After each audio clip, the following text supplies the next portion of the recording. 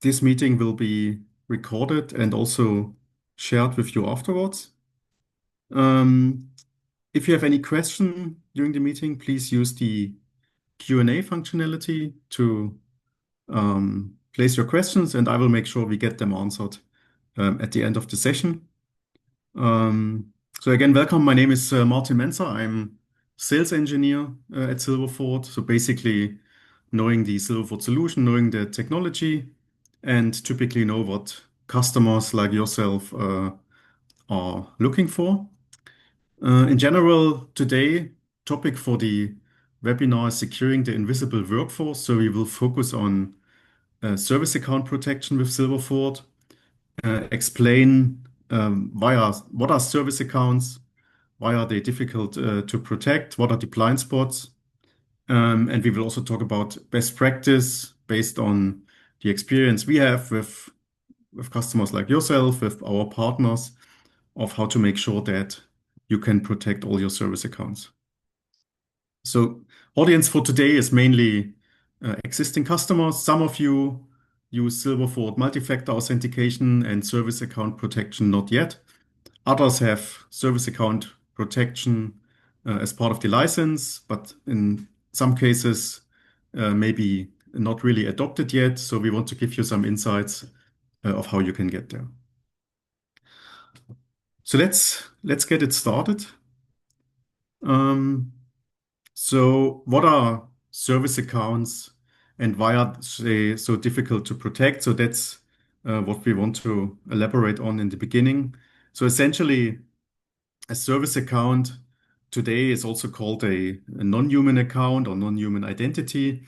And essentially, it's kind of a user that is doing communication and interactions between system or services. So that also means that you cannot just do or you should not do multi-factor authentication for this type of service accounts because you really don't want to wake up your administrators during the night in order to approve a second factor for your backup service account, for example.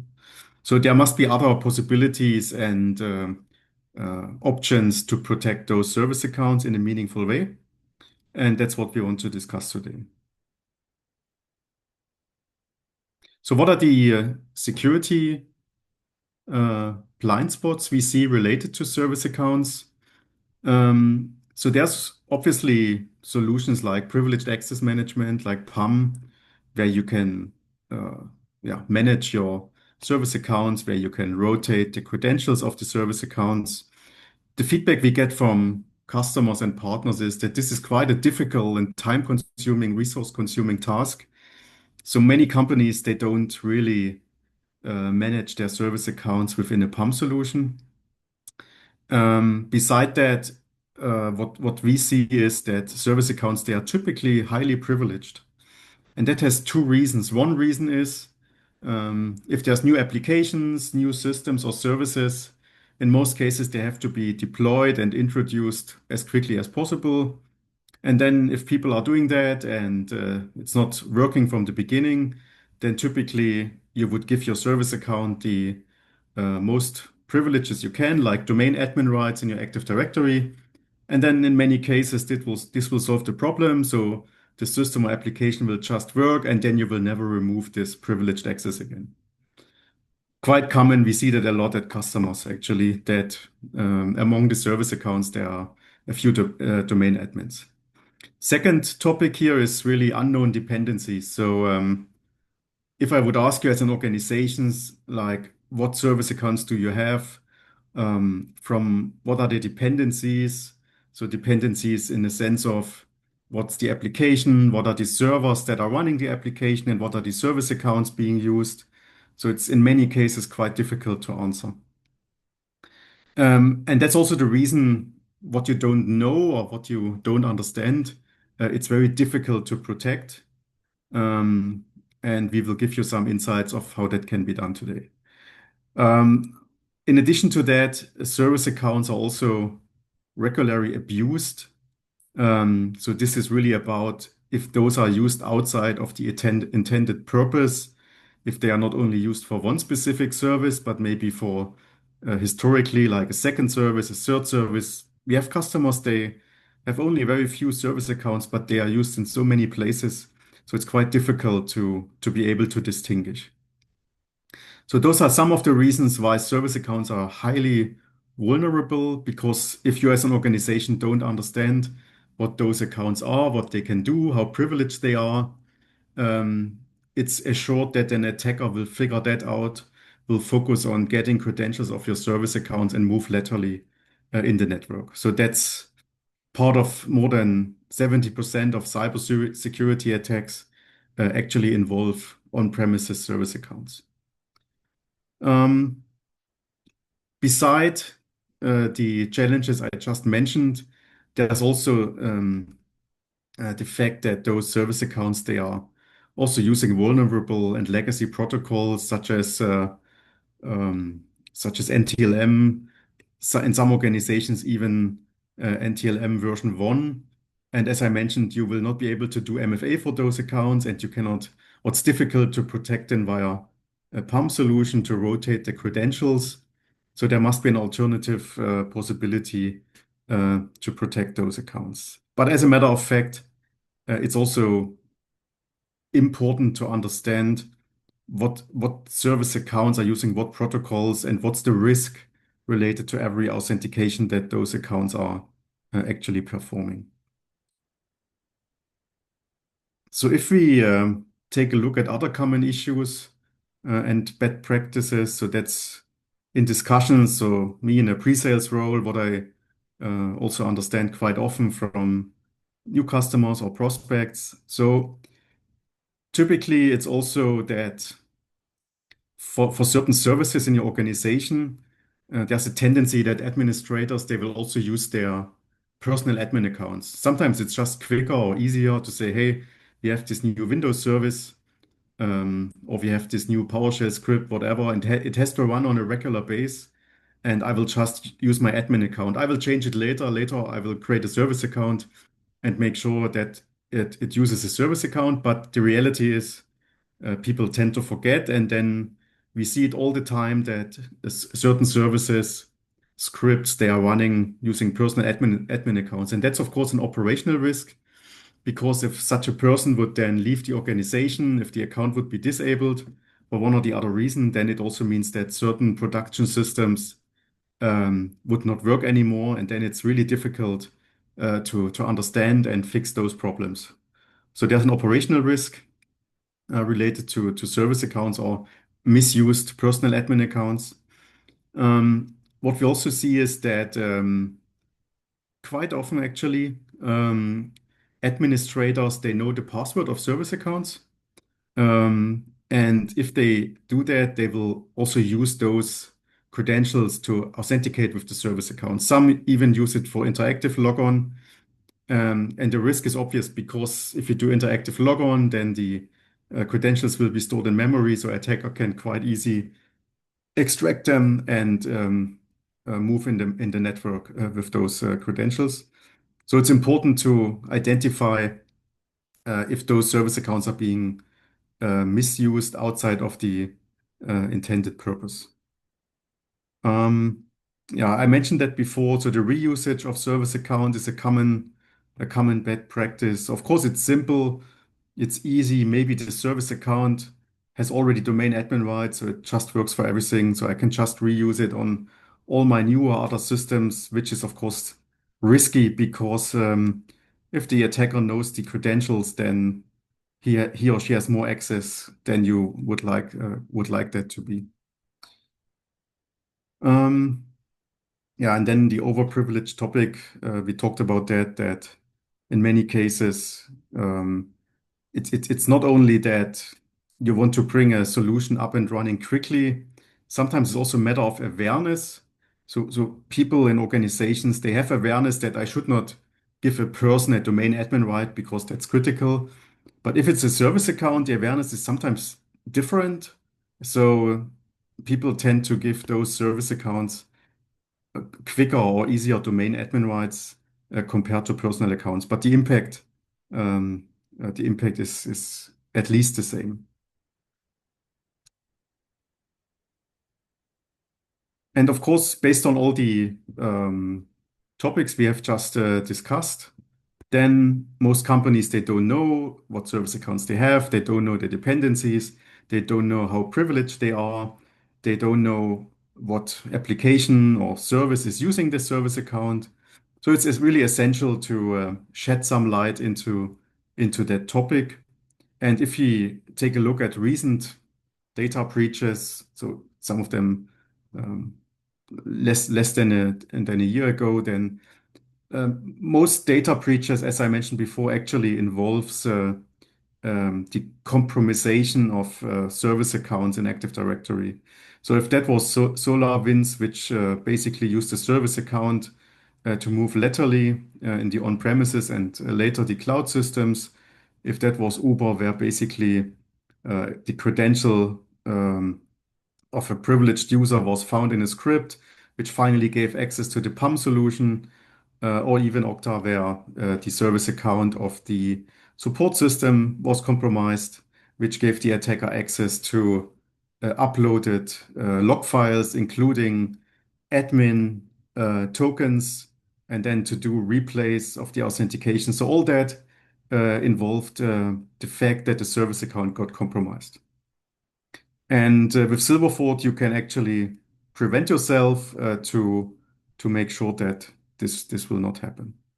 So how do you actually get there? So as I mentioned, some of you purely use MFA of Silverfort today. Others, they have a service account already licensed, but it's also kind of a path to really get there, to adopt best practices to make sure that you can protect all your service accounts. And what we recommend is typically a three-step approach. So the discovery, I will go into more details in the next slides. So it's important that you understand all the service accounts you have. That is not only based on group membership, but also based on behavior, based on customizable patterns that you can define following your organization needs. Then, when you have discovered and identified all the service accounts, it's really important to prioritize. We have customers with thousands, even 10,000 of service accounts. Some only have 10, but it's a tendency that there's a lot of service accounts in organizations. So it's really important to prioritize what are the service accounts that you should protect first, um, and what are the ones that maybe you can protect at a later point in time? Because you will not be able to protect them all at the same time. It's also a journey to get there. And then when you have prioritized, then it's about protecting them. So that really means using Silverfort capabilities to protect the service accounts. And when we say protection, I will also get there in a little bit later, but essentially it means protection that we can define a virtual fence. And in that virtual fence, we define, okay, this service account can only authenticate from a number of defined sources to a number of defined destinations. And the account can only use certain protocols such as Kerberos. And if the account is used outside of that boundaries, we can either notify or deny access immediately. And at the same time, we can also inform your SOC team to take appropriate action. So this is really, when we say protection, that's what we mean, right? So to put a virtual fence around your service account. Um, so what are the best practices now to get those accounts protected? So there's always two things you should consider. There's service accounts before you introduce Silverfort service account protection, and there will be new service accounts after you have introduced Silverfort service account protection.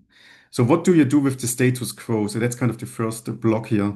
So if you have existing service accounts, so then it's really all about discovering them, prioritizing them, and then start protecting the most critical or the most risky service accounts manually. So this is really going in the solution, selecting each and every account and defining this virtual fence. So that will be some effort related to that, but that's really what you should do in order to lower the risk here.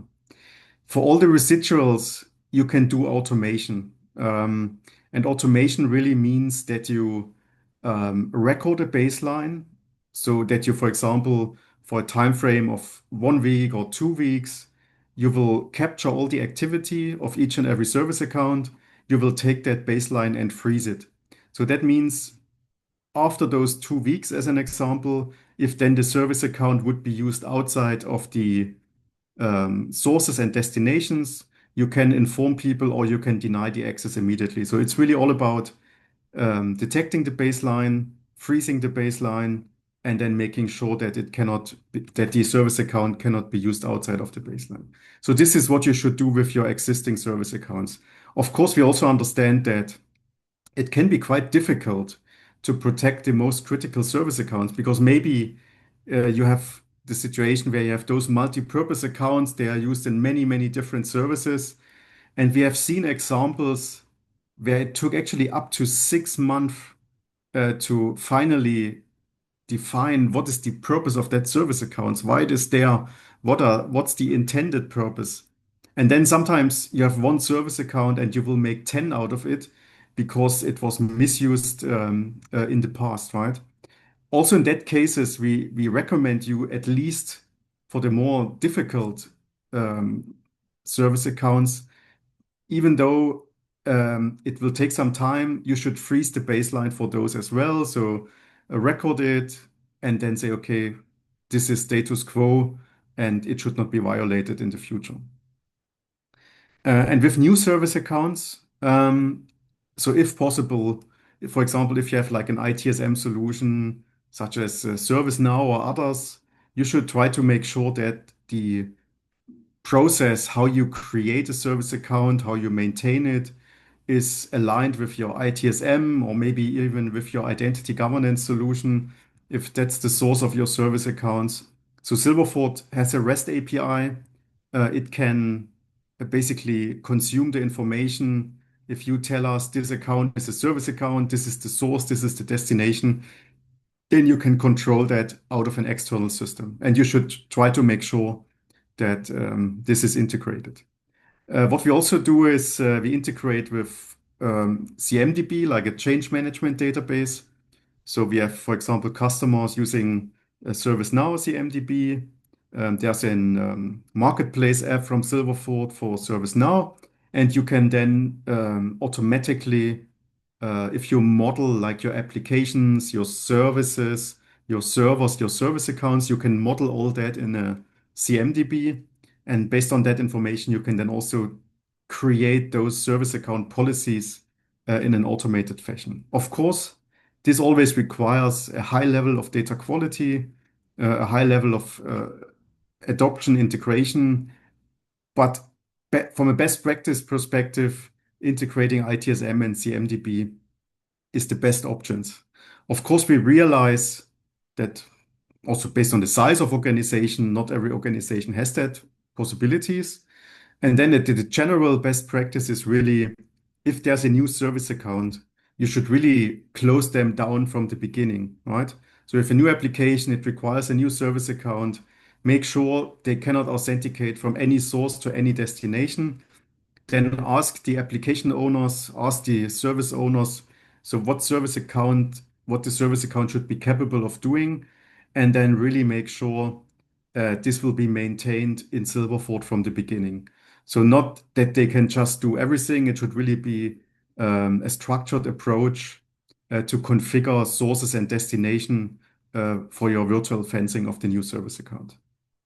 So in summary, for the existing ones, focus on the risky ones, use automation for the rest, and for the new ones, try to integrate it into a proper lifecycle process from the beginning. Or if that's not possible, then make sure they are maintained manually. All right. Again, if you have questions, comments, please feel free to put it to the chat. I will see that and I can answer your question.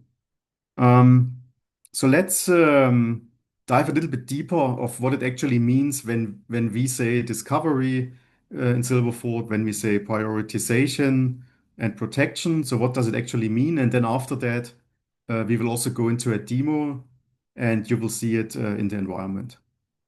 So discovery, I also mentioned it before. So this is the importance is to look at different aspects. And in organizations, you have typically simple discovery options. So based on group membership, based on naming conventions, based on uh, if, for example, service account belongs to a certain OU. So that can be simple criteria to identify service accounts. The reality is, most important thing is to do it based on the behavior, because I mean, based on group membership, based on naming convention, you will most likely find all the service accounts that you would expect anyway, because it's following a static rule. But what is with the ones they maybe have a typo, or maybe there's the personal admin running the Windows service, um, or it's maybe already an attacker that compromised an account and is moving laterally in your network. So you really want to do that discovery based on behavior. And so that's what we do in Silverfort. In addition, you can also define what we call custom insights. So it means you can also use rules that are very specific or very unique to your own organization. You can also define that and make sure that those accounts will also be classified correctly. And then, as I said, we have APIs. So we have a full REST API for the service account policy management, and you can use that APIs either from your custom solution or via CMDB, like ServiceNow as a standard integration, and you can flag accounts as to be service accounts. So those are all the discovery options that you have. Um, and then the next step is, once you have identified all those accounts, it's important to prioritize. As I said, so we have customers with tens of thousands of service accounts. So if you have a lot of trees and don't see the wood, if that's a sentence in English, then um, it's important to understand where to start. So basically, what we recommend is start with the accounts that are highly privileged. So if they are domain admins, if they have group memberships that you would classify as highly privileged, then start with protecting those service accounts. Because if the attacker gets the password of such a service account, which is domain admin, then yeah, it's relatively simple then for the attacker to move laterally, spread the ransomware, whatever. Um, Another important topic is, do your prioritization based on the criticality of applications. So many organizations, they follow a risk-based approach. So it means you have an inventory of all your assets, which includes your most critical business applications, and then you would prioritize those based on the impact it would have to your business, right? And if you have then the list of your most critical business applications, you will see, okay, maybe it's run by 100 servers. You can check in Silverfort what are the service accounts related to those 100 servers, and that's the service accounts you should protect. Um, Interactive logon, we talked about that. So make sure that no one is doing interactive logon with service accounts. It's really a bad practice. Um, and also, if they are broadly used, it typically means that no one has an idea of what's going on. And so it's really important that you make sure to understand what they are doing. Maybe make out of one service account, sometimes you have to make 10 out of it to make it really based on the intended purpose. Um, Yeah, and then of course there might be service accounts due to other risk topics. As you know, in Silverfort we have an ISPM module, so it will basically for each and every user, also for the service accounts, will do a risk analysis, and you can also use that risk analysis related to the Mitre attack framework to say, okay, I have to protect those service accounts based on certain risk indicators. So it's important to prioritize, and we will help you to do that. I will show you in a moment. So now we have discovered service accounts, we have prioritized, and now we want to start protecting them. So protection, as I said earlier, means really I want to establish a fence. So I want to, as you can see, the service account should only authenticate from a source, which is called one here. So let's say that's a web server, and it should only go to database A and B as an example. So that's what we would define as a virtual fence. If this account would now be used from a different source, let's say source 2, trying to access destination A, it will not be possible. Or if the account will be used from source 1, but now wants to access a destination C and D, it will not be possible. So this is when we say protection, this is what we actually mean. So we cannot do MFA for those accounts. We will protect the authentication path and by using a virtual fence. So this is really important. And as we said before, once you have prioritized for your most critical service accounts, you have to do that one by one. Go through each and every service account, make sure you understand what they do, and define the source and destinations based on the intended purpose. For all the rest, you can automate that process, and I will show you in a moment how to do that. Of course, if you have defined this virtual fence, you can then decide, okay, if the account is now used outside of that fence, what should happen? So you can start with some soft control. So that means you can, for example, notify someone if the account is used outside of the fence. Or you can use it more strict and say, okay, if the account is used outside of the fence, you want to block the access. At the same time, send an alert to your CM or syslog.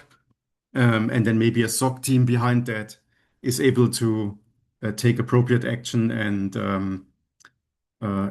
make sure that that everybody understands if there's an attack on your network and tries to compromise.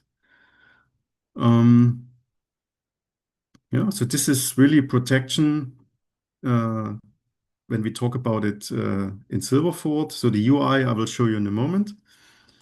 And then automation, it's really important, especially if you have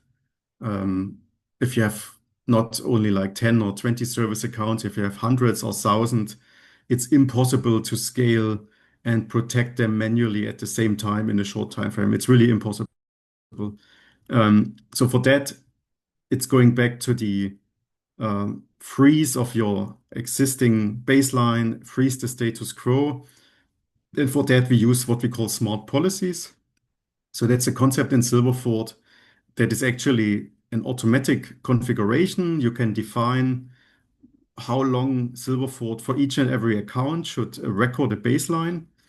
And then after how many days it should actually do enforcement, which could be, again, a soft control like alerting on violations, or which you can also define to be also after another amount of time, you can also define it as a um, as a harder or more strict control and then block the access automatically. So this is what we recommend as at least for less critical service accounts.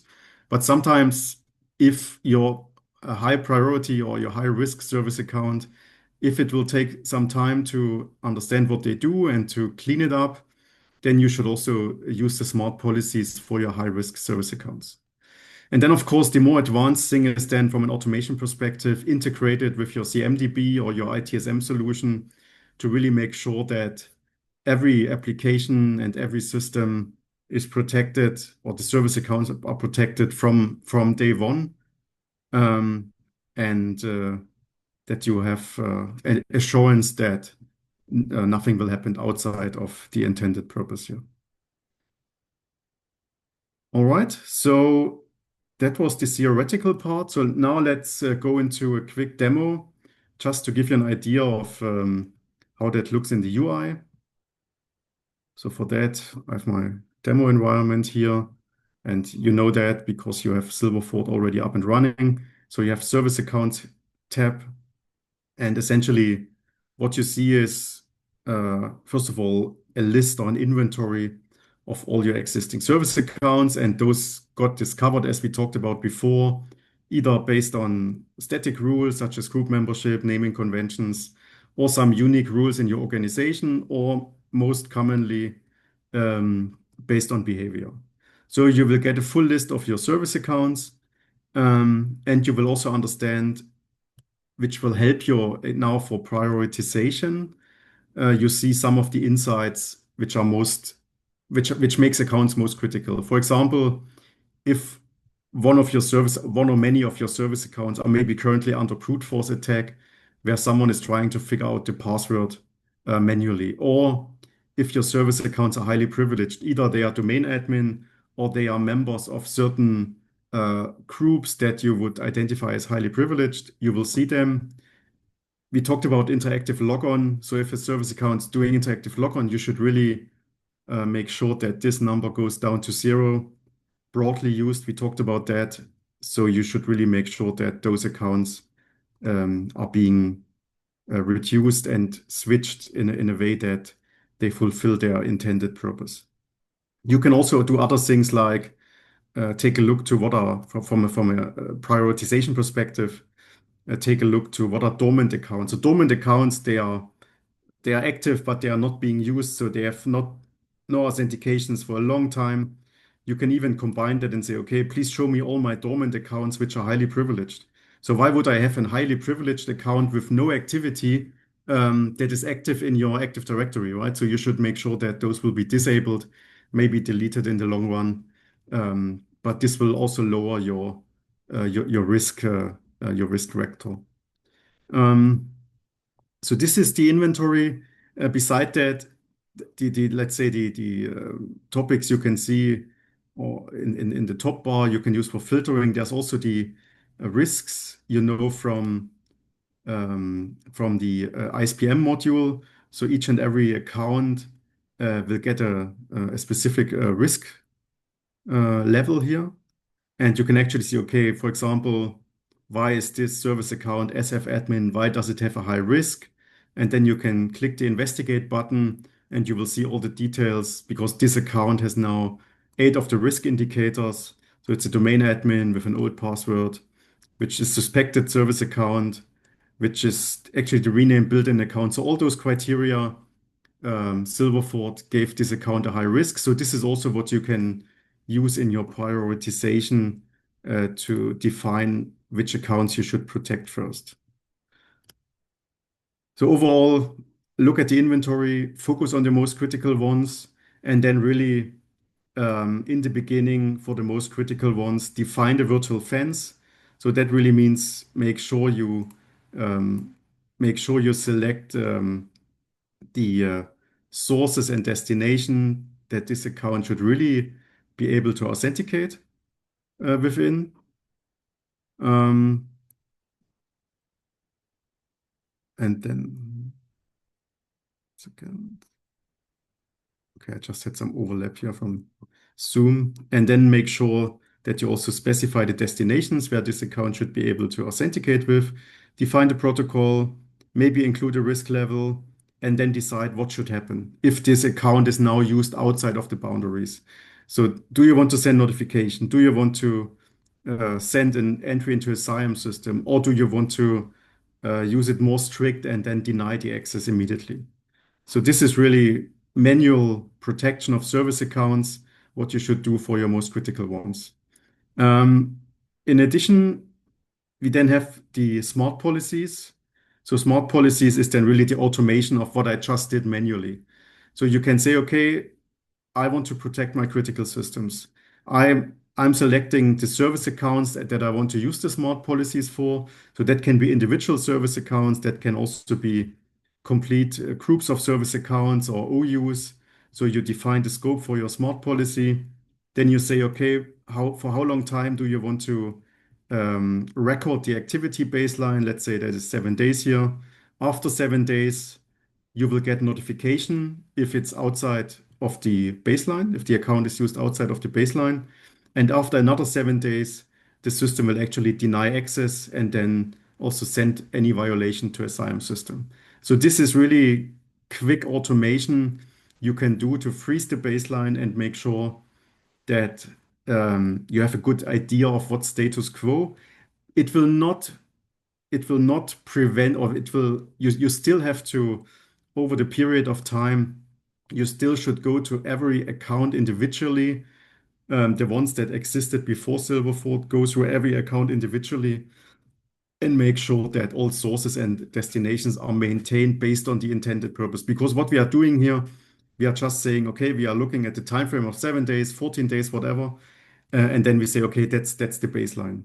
So we are not going really into the details. We are not talking to the application owners or to the system owners and understand what's really the purpose of that account. But it's important that this will also happen in the second step. All right. So this is it really about smart policies to automate the creation of service accounts. So it's it's really used quite a lot from also from customers, also in other regions, to automate the process beside the manual work that you have to do. Um, so let me switch back to my slides at this point in time. And let's take a look if you have any questions so far. There's one question. Okay, the question is, I know that there's a way to generate a report in the logs on a daily or weekly basis in regards to the service account usage or violations. But is there a way to immediately inform the service account owner when there's a blocked logon? Yes, so actually, um, if so, let's go back um, to our service account here. So actually, if you want to get notified if the account is used outside of the definition here, this is the options you have, right? So you can deny access. So the attacker it will not be able to authenticate. You can use notification. Notification means it will put a record into the Silverfort logs and it will be flagged as a notify event. And in addition, you can also send it to a SIAM or syslog. So it means that when the authentication is denied in real time, we will send an entry to a syslog or to a SIAM system. So this is really real-time notifications then. So I hope that that answers the question. Um, all right. So that was basically what I wanted to show you in regards to service accounts, protection of service accounts, and what's actually best practices to get there. We also have a new community actually, where you as an existing customer can register, be part of the community where you can ask your questions if you have, and you get answers either from other customers of Silverfort or from employees of Silverfort. So this is really a great collaboration you can use to get in contact with us, put your questions in, you will get answers. We have administrators of the different communities and user groups, and they will make sure that you yeah, even get more value from Silverfort. Um, and what should you do next?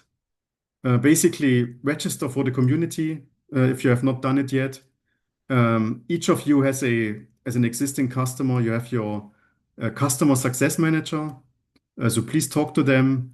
Make sure that you talk about service account protection. Make sure um, if you have it licensed already, that you can work on a plan, how you can get to a high protection level. Our customer success manager, they can either help you directly or they can redirect you to a certified partner to get you up and running with service account protection. And then also let's say the latest hot topics is really cloud non-human identities. So now Silverfort with the current GA version 5.3, we also have a capability not only to discover service accounts in the Active Directory, but also in your cloud platforms. And actually, most of you actually stayed until this point in time. So I can also give you a quick insight to what that actually means.